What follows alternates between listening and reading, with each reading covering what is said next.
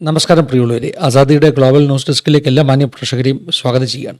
സാധാരണ ക്രിസ്തീയ വാർത്തകളാണ് നമ്മുടെ ഈ ഒരു ചാനലിൽ നമ്മൾ ഗ്ലോബൽ ന്യൂസ് ഡെസ്കിൽ കൊണ്ടുവരാറുള്ളത്. പക്ഷേ ഇപ്പോൾ ഇന്ത്യയിൽ നടന്ന നീറ്റ് എക്സാം, ആ എക്സാം റദ്ദാക്കിയിരിക്കുന്നു. അത് സംബന്ധിച്ചുള്ള വാർത്തകൾ വന്നുകൊണ്ടിരിക്കുന്നു. വളരെയധികം സാമൂഹിക പ്രാധാന്യമുള്ള ഒരു വിഷയമായതുകൊണ്ട് ആസാദിയുടെ പ്രേക്ഷകരുമായിട്ട് എനിക്ക് പറയാനുള്ള ചില കാര്യങ്ങൾ പങ്കുവെക്കാനാണ് ഈ ഒരു ന്യൂസ് റിപ്പോർട്ടിലൂടെ ആഗ്രഹിക്കുന്നത്. നീറ്റ് എക്സാം നമുക്കറിയാമല്ലോ, ഇന്ത്യയിലെ മെഡിക്കൽ എൻട്രൻസ് എക്സാമാണ്. ഡോക്ടർമാരാകുവാൻ വേണ്ടി ആഗ്രഹിക്കുന്നവരൊക്കെ എഴുതുന്ന എക്സാമാണ്. ഈ എക്സാമിനെക്കുറിച്ചുള്ള വിവാദങ്ങൾ പണ്ട് മുതൽ തന്നെ നമ്മൾ കേൾക്കാറുള്ളതാണ്. പലപ്പോഴും ഇതിനകത്ത് വലിയ അഴിമതികളുണ്ട്, അതായത് ക്വസ്റ്റ്യൻ പേപ്പർ ചോർച്ചയൊക്കെ ഉണ്ടെന്നുള്ള വാർത്തകൾ എപ്പോഴും നമുക്ക് കേൾക്കാറുള്ളതാണ്. പക്ഷേ ഇപ്രാവശ്യം രാജസ്ഥാനിൽ വെച്ച് നീറ്റിൻ്റെ എക്സാം നടന്ന ക്വസ്റ്റ്യൻ പേപ്പറൊക്കെ ചോർന്നിരിക്കുന്നു എന്ന ഒരു പ്രശ്നമൊക്കെ ഉണ്ടായി. അത് സംബന്ധിച്ചുള്ള തർക്കങ്ങളും കേസുകളും ഒക്കെ ആരംഭിച്ചു കഴിഞ്ഞു. എന്താണെങ്കിലും ഈ പ്രാവശ്യം കഴിഞ്ഞ 3-ാം തീയതി നടന്ന എക്സാം, മെയ് മാസം 3-ാം തീയതി നടന്ന എക്സാം റദ്ദാക്കിയിരിക്കുന്നു. രണ്ടാമത് എക്സാം നടത്തിയിരിക്കും എന്നാണ് ഇപ്പോൾ ഒഫീഷ്യലായിട്ടുള്ള അറിയിപ്പുകൾ വരുന്നത്. ഇത് വളരെ ബൃഹത്തായ ഒരു എക്സാമാണ്. ഓൾ ഓവർ ഇന്ത്യ നടക്കുന്ന ഒരു എക്സാമാണ്. ആ എക്സാമിനെ നേരിടുവാൻ കുട്ടികൾ നേരിടുന്ന ആ ഒരു ടെൻഷനെക്കുറിച്ച് പറഞ്ഞറിയിക്കാൻ പറ്റാത്തതാണ്. പലപ്പോഴും നമ്മുടെ അടുക്കൽ പ്രാർത്ഥനയ്ക്കൊക്കെ വരുന്ന കുട്ടികളുടെ ഒരു ആകുലത, അവരുടെ ടെൻഷൻ കണ്ടും പറഞ്ഞുമൊക്കെ മനസ്സിലാക്കിയിട്ടുള്ള കാര്യമാണ്. ഇവിടെ രണ്ട് കാര്യങ്ങളാണ് ഞാൻ വേഗത്തിൽ പറയാൻ ആഗ്രഹിക്കുന്നത്. ഒന്ന്, ഈ നീറ്റ് എക്സാം ഇതിനെ ഇത്ര പ്രാധാന്യമുള്ളതാക്കി തീർക്കുന്നത് ഡോക്ടർമാരാകാൻ വേണ്ടിയുള്ള അഡ്മിഷൻ കിട്ടാൻ വേണ്ടി, പ്രധാനമായിട്ട് MBBS മാത്രമല്ല മറ്റ് മെഡിക്കൽ മേഖലകളിലൊക്കെ നീറ്റ് വഴി അഡ്മിഷനുണ്ട്. ഒരു എക്സാം ആയതുകൊണ്ട് ഇത് അഡ്മിഷൻ കിട്ടണമെന്നുള്ള ആഗ്രഹമുള്ളവർ, അതിനുവേണ്ടി പ്രയത്നിക്കുന്നവർ ഒത്തിരി കൂടുതലാണ്. നമ്മുടെ രാജ്യത്തിൻ്റെ ഒരു പ്രശ്നമാണ്. നമ്മുടെ രാജ്യത്തെ ഒരു ഗ്രീഡെന്ന് വേണമെങ്കിൽ പറയാം. അതായത് അത്യാഗ്രഹത്തിൻ്റെ ഒരു ഭാഗമാണ് ഡോക്ടറാകാനുള്ള കൊതി. കുട്ടികളിൽ ആരെങ്കിലും ഒരാളെ ഡോക്ടറാക്കണമെന്നുള്ള കൊതി നമ്മുടെ രാജ്യത്തിൻ്റെ ഈ പറഞ്ഞതുപോലെ നോർത്ത് സൗത്ത് ഒരു വ്യത്യാസവുമില്ലാതെ എല്ലാവരുടെയും അകത്തുള്ളതാണ്. പലപ്പോഴും ഈ കുട്ടികളുടെ മേൽ അതുകൊണ്ട് വലിയ പ്രഷർ ഉണ്ടാകാറുണ്ട്. ചില കുട്ടികളൊക്കെ 12th കഴിഞ്ഞിട്ട് പിന്നെ തുടർ വിദ്യാഭ്യാസം ഒന്നും ചെയ്യാതെ ഈ നീറ്റിന് വേണ്ടി തന്നെ ട്രെയിനിങ് ചെയ്ത് പല പ്രാവശ്യം നീറ്റ് എക്സാം എഴുതി പരാജയപ്പെടുന്ന കാര്യങ്ങളൊക്കെ നമ്മൾ കാണാറുണ്ട്. ഒന്നാമത്, എന്തുകൊണ്ടാണ് ഇത്രയും ഈ ഒരു MBBSന് തന്നെ അഡ്മിഷൻ കിട്ടണമെന്നുള്ളൊരു ആഗ്രഹം ഉണ്ടാകുന്നത്? ആതുര സേവനത്തിന് വേണ്ടിയുള്ള കൊതി കൊണ്ടാണെന്നൊന്നും ആരും ചിന്തിക്കേണ്ട. ഡോക്ടറായി കഴിഞ്ഞാൽ പിന്നെ നല്ല വരുമാനമാണ്. ഇവിടെ മുടക്കിയതൊക്കെ പല മടങ്ങ് തിരിച്ചു പിടിക്കാം എന്നുള്ളൊരു വലിയ അത്യാഗ്രഹമാണ് ഇതിൻ്റെ പിന്നിലുള്ളതെന്ന് പറയാം. വളരെ ഒരു ചുരുക്കം പങ്കാളികളായിരിക്കാം ഈ പറഞ്ഞതുപോലെ ആതുര സേവനം എന്ന ലക്ഷ്യത്തോടു കൂടിയൊക്കെ ഡോക്ടർമാരാകുവാൻ ഇറങ്ങി തിരിക്കുന്നത്. ഒരു ഭൂരിപക്ഷവും ഈ പറഞ്ഞതുപോലെ ഇതൊരു വളരെ ആകർഷകമാകുന്ന ഒരു കരിയറായതുകൊണ്ട് പിന്നീടുണ്ടാകാൻ പോകുന്ന ആ ഒരു വലിയ ധനാഗമന മാർഗമായതുകൊണ്ട് നീറ്റ് എങ്ങനെയും കിട്ടണമെന്ന് ആഗ്രഹിക്കുന്നു. പിന്നെ കുടുംബത്തിലൊരു ഡോക്ടറുണ്ടെന്ന് പറയുന്നതിൻ്റെ അഭിമാനം, അതുപോലെ തന്നെ ഈ പറഞ്ഞ കുടുംബങ്ങൾക്കൊക്കെ ഉള്ള ഇത്തരത്തിലുള്ള സ്വപ്നങ്ങളൊക്കെയാണ് ഈ കുട്ടികളുടെ മേൽ ഇത്ര പ്രഷർ ഇടുന്നതിൻ്റെ കാരണം. രണ്ടാമത് എനിക്ക് പറയാണ്ട ഒരു കാര്യം ഈ കുട്ടികളുടെ മേൽ വരുന്ന പ്രഷറിനെ കുറിച്ചാണ്. കഴിഞ്ഞ ഇടയ്ക്ക് വന്ന 2 വാർത്തകൾ, എൻ്റെ ശ്രദ്ധയിൽപ്പെട്ട 2 വാർത്തകൾ ഞാൻ പ്രേക്ഷകരുമായിട്ട് പങ്കുവെക്കാം.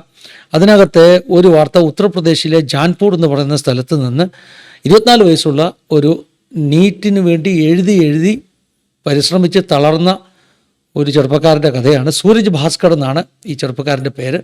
അറ്റകൈക്ക് ഈ ചെറുപ്പക്കാരൻ എന്താ ചെയ്തതെന്നറിയാമോ? നീറ്റിന് അഡ്മിഷൻ കിട്ടാൻ വേണ്ടി അദ്ദേഹം തൻ്റെ ഒരു കാല് സ്വയമായിട്ട് ആംപ്യൂട്ട് ചെയ്തു, കാല് വെട്ടിക്കളഞ്ഞു. ഡോക്ടറായില്ല കേട്ടോ. ഡോക്ടറാകുന്നതിന് മുമ്പ് സ്വന്തം വീട്ടിൽ വെച്ച് കാല് മുറിച്ച് കളയുന്ന ആ ഒരു ആംപ്യൂട്ടേഷൻ അദ്ദേഹം നടത്തി. കാരണം എന്താ? അദ്ദേഹത്തിന് എങ്ങനെയോ തൻ്റെ തലമണ്ടയ്ക്കകത്ത് കയറി ഈ പറഞ്ഞ ഡിസേബിളായിട്ടുള്ളവർ, അംഗവൈകല്യമുള്ളവർക്കുള്ള കോട്ടയുണ്ട്. ആ കോട്ടയിൽ അഡ്മിഷൻ കിട്ടാൻ എളുപ്പമാണ്. അതുകൊണ്ട് ഡിസബിലിറ്റി ഉണ്ടെന്ന് തെളിയിച്ചു കഴിഞ്ഞാൽ എന്ത് പറ്റും? നീറ്റിന് അഡ്മിഷൻ കിട്ടും. നോക്കണമേ, 24 വയസ്സുണ്ട്. 17-ാം വയസ്സ് മുതൽ നീറ്റ് എഴുതി തുടങ്ങിയതാ. 4-5 പ്രാവശ്യം എഴുതിക്കാണ്, കിട്ടിയില്ല. ഇനി അറ്റകൈ ശ്രമമാണ്. സ്വന്തം കാല് വെട്ടിക്കളഞ്ഞു MBBS അഡ്മിഷൻ കിട്ടുവാൻ വേണ്ടി. അവസാനം പോലീസ് പിടിക്കുന്നതൊന്നും ഓർത്തല്ല. കാല് വെട്ടിക്കളഞ്ഞിട്ട് അദ്ദേഹം പോലീസിനെ വിളിച്ചു വരുത്തി ആരോ ഒരു കൂട്ടം അദ്ദേഹത്തെ ആക്രമിച്ചു, കാല് വെട്ടിക്കൊണ്ട് പോയെന്ന് പറഞ്ഞ് പരാതി വരെ കൊടുത്തു. പോലീസ് വന്ന് പിന്നെ അന്വേഷണമൊക്കെ നടത്തിയപ്പോൾ പോലീസിന് മനസ്സിലായി ഇത് കാല് ആരെങ്കിലും വെട്ടിക്കൊണ്ട് പോയതല്ല, ഇവൻ തന്നെ വെട്ടിയതാണ്. പിന്നെ ചോദിച്ചു പറഞ്ഞു വന്നപ്പോൾ ഇദ്ദേഹം സിറിഞ്ചൊക്കെ വാങ്ങിച്ച് അനസ്തേഷ്യ കൊടുക്കുന്ന മരവിപ്പിക്കുന്ന ഇഞ്ചക്ഷനൊക്കെ സ്വയമായിട്ട് എടുത്തിട്ട് അദ്ദേഹം സ്വയമായിട്ട് തന്നെ തൻ്റെ കാല് മുറിച്ച് മാറ്റുന്ന ശസ്ത്രക്രിയ അദ്ദേഹം നടത്തി. പോലീസ് പോലും ഞെട്ടിപ്പോയി കേട്ടോ. ഇപ്പം പല കേസുകളാണ് അദ്ദേഹത്തിൻ്റെ പേരിൽ, പോലീസിനെ തെറ്റിദ്ധരിപ്പിച്ചു എന്നത് മുതൽ പല കേസുകളാണ് ഈ ചെറുപ്പക്കാരൻ്റെ പേരിൽ. സൂരജ് ഭാസ്കർ എന്ത് വലിയൊരു ഒരു ഒരു ഒരു ഒരു ക്രൂരതയാണെന്നറിയാമോ? കാരണം നീറ്റ് എഴുതി അഡ്മിഷൻ കിട്ടാൻ വേണ്ടി ഒരു ചെറുപ്പക്കാരൻ സ്വന്തം കാല് വെട്ടിക്കളയുന്നു ഡിസേബിൾ ആകാൻ വേണ്ടി. എത്ര ഭയങ്കരമാണ് നമ്മുടെ രാജ്യത്തെ ഈ പറഞ്ഞ ഈ മെഡിക്കൽ വിദ്യാഭ്യാസം അന്വേഷിക്കുന്ന കുട്ടികളുടെ ഒരു അവസ്ഥ എന്നുള്ളത് ഒന്ന് മനസ്സിലാക്കണം. മറ്റൊരു വാർത്ത വരുന്നതും ഉത്തരേന്ത്യയിൽ നിന്നാണ്. ഉത്തരേന്ത്യയിൽ നിന്ന് മറ്റൊരു ചെറുപ്പക്കാരൻ, അതും യു പിയിൽ നിന്നാണ് കേട്ടോ, ലക്നൌവിൽ നിന്നാണ്. അദ്ദേഹത്തിൻ്റെ പേര് അക്ഷത് പ്രതാപ് സിംഗ് എന്നാണ്. 19 വയസ്സുള്ള ചെറുപ്പക്കാരൻ. അദ്ദേഹത്തിൻ്റെ അപ്പൻ 49 വയസ്സുള്ള മാനവേന്ദ്ര സിംഗിനെ വെടിവെച്ച് കൊന്നു. വെടിവെച്ച് കൊല്ലുക മാത്രമല്ല, ശരീരം പീസാക്കി വേർതിരിച്ചു. എന്താ കാരണം എന്നറിയാമോ? അപ്പൻ ഭയങ്കര നിർബന്ധമാണ്, മോനെ കൊണ്ട് നീറ്റ് എഴുതിപ്പിച്ച് ജയിപ്പിച്ചേ അടങ്ങത്തുള്ളൂ. ഈ സാധനം അത്ര എളുപ്പമൊന്നുമല്ല. അങ്ങനെ എഴുതി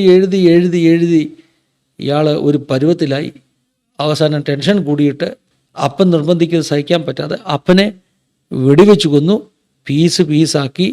അപ്പന് ഒരു ലിക്കർ ഷോപ്പൊക്കെ നടത്തുന്ന ആളിനെ കള്ള് കച്ചവടമാണ്. അപ്പം അദ്ദേഹം ചിന്തിച്ച് കാണും, ഈ പറഞ്ഞ ചെറുക്കനെ എങ്ങനെയെങ്കിലും ഡോക്ടറാക്കിയാൽ ഒരു ഹോസ്പിറ്റൽ തുടങ്ങാൻ, കള്ള് കച്ചവടത്തെക്കാട്ടിലും എന്തായാലും ലാഭമാണ് ഹോസ്പിറ്റലെന്ന് ഈ പറഞ്ഞ മാനവേന്ദ്ര സിംഗിന് തോന്നിക്കാണും. പക്ഷേ തുമ്പിയെ കൊണ്ട് കല്ലെടുപ്പിക്കുന്നത് പോലെ ഈ പറഞ്ഞ ചെറുക്കനെ അപ്പൻ നീറ്റിനെ നിർബന്ധിച്ചപ്പോൾ അവൻ അവസാനം അപ്പനെ വെടിവെച്ച് കൊന്നു. ഇതൊക്കെ എന്താ കാണിക്കുന്നതെന്നറിയാമോ? ഈ നീറ്റ് സംബന്ധമായിട്ട് കുട്ടികൾ അനുഭവിക്കുന്ന പ്രഷറാണ്, ആ ഒരു മെൻ്റൽ ഒരു എഫക്റ്റാണ് ഇതൊക്കെ കാണിക്കുന്നത്. ഇവിടെ നിന്നാണ് നമ്മൾ ഈ കാര്യങ്ങൾ മനസ്സിലാക്കേണ്ടത്. എങ്ങനെയാണ് ഈ നീറ്റ് സംബന്ധിക്കുന്ന ഇത്ര വലിയ അഴിമതികൾ നടക്കുന്നത്? നമ്മുടെ രാജ്യം അഴിമതി ഒട്ടും കുറവില്ലാത്ത രാജ്യമാണ്, എല്ലാ മേഖലയിലും അഴിമതിയാണ്. അപ്പോൾ അങ്ങനെ ഒരു രാജ്യത്ത് സ്വാഭാവികമായിട്ടും ഇത്ര ആളുകൾ ആഗ്രഹിക്കുന്ന നീറ്റ് എക്സാം, മെഡിക്കൽ എൻട്രൻസ് പാസ്സാക്കി MBBSന് അഡ്മിഷന് വേണ്ടി എന്ത് പണവും കൊടുക്കും. ഇവിടെ ഞാൻ ഒത്തിരി വാർത്തകൾ കേട്ടിട്ടുണ്ട്. എന്നോട് പ്രയർ റിക്വസ്റ്റിന് വിളിച്ച ആളുകൾ ചിലപ്പോൾ പറഞ്ഞിട്ടുണ്ട്, മെഡിക്കൽ കോളേജിൽ അഡ്മിഷൻ വേണ്ടി എടുക്കാമെന്ന് പറഞ്ഞ് 80 ലക്ഷം രൂപ വാങ്ങിച്ചോട്ട് പോയി തിരിച്ചു തന്നില്ല എന്ന്. ഹിന്ദിക്കാരാണ് കേട്ടോ. ഹിന്ദിക്കാരെ അങ്ങനെ കളിപ്പിച്ച കഥകളൊക്കെ പ്രയർ റിക്വസ്റ്റായിട്ട് എൻ്റെ അടുക്കൽ വന്നിട്ടുണ്ട്. 80 ലക്ഷം രൂപ ആരോട് തട്ടിക്കൊണ്ടുപോയി മെഡിക്കൽ അഡ്മിഷൻ എടുത്തു തരാം, ഇന്ന മെഡിക്കൽ കോളേജിൽ അഡ്മിഷൻ എടുത്തു തരാം എന്നൊക്കെ പറഞ്ഞ് 80 ലക്ഷം 1 കോടിയൊക്കെ കൊടുക്കുകയാണ്. ഡൊണേഷൻ കൊടുത്ത് അഡ്മിഷൻ എടുക്കുന്ന മാനേജ്മെൻറ്റ് കോളേജുകളുണ്ട്. അത് വേറെ കഥ, അതിനെക്കുറിച്ചല്ല ഞാൻ പറയുന്നത്. ഇതുപോലെ ഈ ക്വസ്റ്റ്യൻ പേപ്പർ ചോർത്തി കൊടുക്കാം എന്നൊക്കെ പറഞ്ഞായിരിക്കാം ഒരു പക്ഷേ ചില ആളുകൾ കാശ് തട്ടുന്നത്, എന്തെങ്കിലുമൊക്കെ ക്വസ്റ്റ്യൻ പേപ്പർ ചോർത്തി കൊടുക്കും. അതല്ലേ ഇപ്പം തെളിഞ്ഞിരിക്കുന്നത്.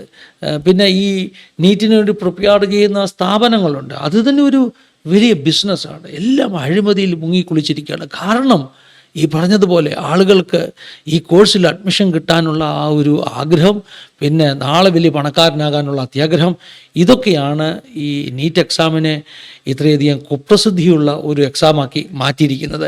ഒരു വാൽകഷ്ണം പോലെ എനിക്ക് ആസാദിയുടെ പ്രേക്ഷകരോട് പറയാനുള്ളത്, മാതാപിതാക്കളോട് പറയാനുള്ളത്, നിങ്ങളുടെ കുഞ്ഞ് ഡോക്ടറായില്ലെങ്കിലും എഞ്ചിനീയർ ആയില്ലെങ്കിലും കുഴപ്പമൊന്നുമില്ല.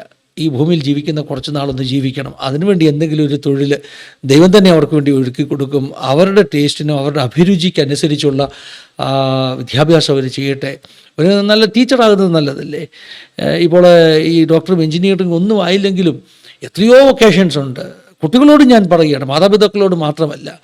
ഡോക്ടറാകുക എന്നുള്ളതല്ല ജീവിതത്തിലെ വിജയമെന്ന് പറയുന്നത്, സക്സസ് എന്ന് പറയുന്നത്. അതിനപ്പുറമായിട്ടൊക്കെ ഒത്തിരി കാര്യങ്ങൾ നമുക്ക് ചെയ്യാനുണ്ടെന്നുള്ള ബോധ്യത്തോടു കൂടി ജീവിക്കുക. അതാണ് ഒരു മൂത്ത ജ്യേഷ്ഠൻ എന്ന നിലയിൽ എനിക്ക് പറഞ്ഞു തരാനുള്ളത്. ദൈവം സഹായിക്കട്ടെ, അനുഗ്രഹിക്കട്ടെ. God bless you all. Have A wonderful time.